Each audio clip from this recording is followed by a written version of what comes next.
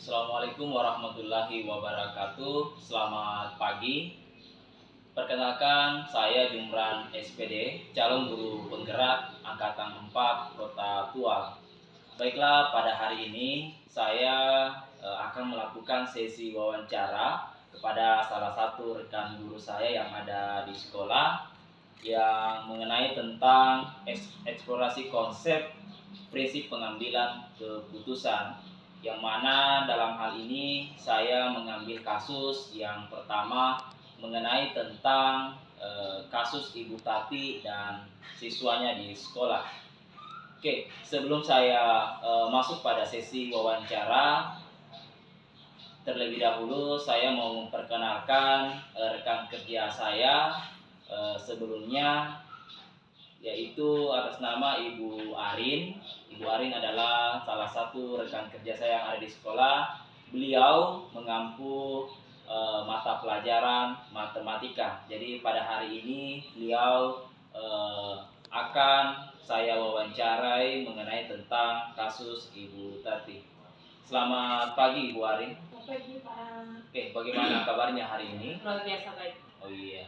Oke, sebelumnya saya mau berterima kasih sama Ibu Arin karena sudah meluangkan waktu untuk saya wawancarai hari ini ya. Oke, baiklah Bu Arin. Untuk pertanyaan pertama, apakah sebelumnya Ibu Arin sudah membaca atau sudah mengetahui mengenai kasus 1 tentang Ibu Tati beserta dengan muridnya? Ya, sudah. Sudah ya, sudah ya Bu. Ya. Berarti Ibu Arin sudah tahu persis jalan ceritanya, tahu persis kronologi dari kasus 1 mengenai tentang Ibu Tati dengan siswanya. Oke, baiklah, untuk pertanyaan kedua, Ibu Arin, jika Ibu Arin melihat atau menyaksikan sendiri kondisi yang terjadi di lapangan antara Ibu Tati dengan siswanya, kira-kira keputusan seperti apa yang Ibu Arin akan ambil jika Ibu Arin diposisikan sebagai rekan kerja dari Ibu Tati di sekolah itu? Ya, terima kasih. Melihat dari segi kasus, jika saya diposisikan sebagai rekan kerja dari Ibu Tati, yang akan saya lakukan ketika melihat hal tersebut terjadi, pertama sebagai rekan kerja itu sudah pasti saya tidak mungkin langsung menegur. Apa yang dilakukan Bu Tati di depan semua siswa, karena dilihat juga menjaga etika, maksudnya menjaga wibawanya juga sebagai seorang guru dari Bu Tati tersebut. Maka sebagai rekan kerja, tindakan yang saya lakukan adalah menanyakan ke siswa yang diberi hukuman, apa sih sebenarnya penyebabnya, alasannya sampai Bu Tati memberikan hukuman sedemikian rupa kepada siswa tersebut. Setelah mendapat kejelasan dari siswa, paling yang akan saya lakukan ketika Bu Tati kembali ke ruang guru, kita akan bertukar pikiran, mungkin memberi saran kepada Ibu Tati, apa yang dilakukan ke siswa sebaiknya tidak sedemikian dilihat dari orang lain, melihat juga mental siswa ketika diberikan hukuman seperti itu. Itu ketika dari rekan kerja. Oke, jadi itulah tadi keputusan yang diambil oleh Ibu Arin ya mengenai tentang siswa ini, itu lebih mengutamakan memberikan saran kepada Ibu Tati terlebih dahulu. Tetapi terlebih dahulu Ibu Arin ini mencari tahu ya. Oke. Saya pikir keputusan yang Ibu Arin ini ambil itu sudah sangat tepat juga.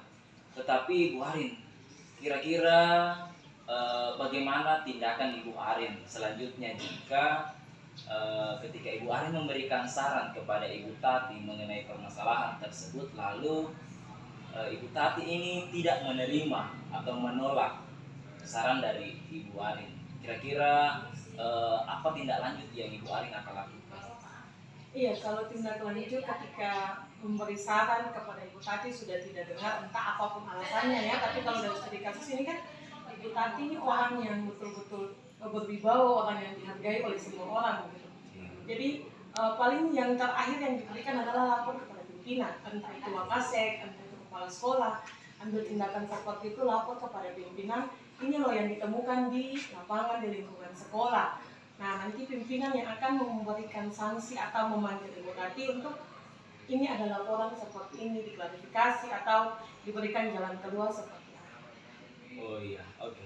Ya, menurut saya sangat menarik hari ini wawancara saya dengan Ibu Arin. Lalu Ibu Arin akan tindakan selanjutnya adalah melaporkan kepada pihak Bapak Kepala Sekolah ya, kepada pimpinan ya. Nah, kemudian kira-kira Ibu Arin ini kalau misalnya eh, Ibu Arin sudah melaporkan kepada pimpinan, kemudian saya kembali posisikan Ibu Arin sebagai pimpinan yang mendapatkan laporan dari Ibu Arin tadi. Kemudian posisinya sekarang Ibu Arin adalah kepala sekolah yang mendapatkan laporan mengenai tentang kasus dari Ibu Tati dengan muridnya. Kira-kira kalau Ibu Arin sebagai pimpinan menerima laporan tersebut, apa yang keputusan seperti apa yang Ibu Arin akan lakukan? Iya, ketika diposisikan sebagai kepala sekolah mendapat laporan seperti itu, pertama harus ditanya kejelasan dari yang melapor. Kira-kira ini seperti apa yang sudah ditemui di lapangan kan? Sudah pasti yang melapor harus sudah punya data, sudah tahu ini masalahnya apa. Jadi ketika sudah tahu masalahnya dari ada guru yang melapor terkait Ibu Tati, ya Ibu Tati pasti akan dipanggil kalau sebagai pimpinan ditanya, ini kenapa Ibu Tati bisa memberikan hukuman seperti ini kepada siswa. Ketika memang ditanya kepada Ibu Tati, diberikan alasan yang sebenarnya, siswa pun akan dipanggil. Siswa akan dipanggil, ditanya kejelasannya kenapa.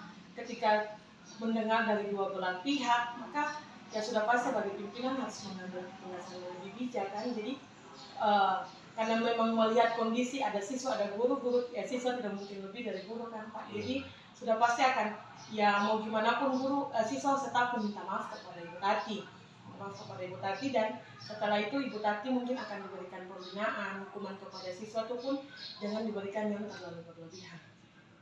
Oh iya. Oke.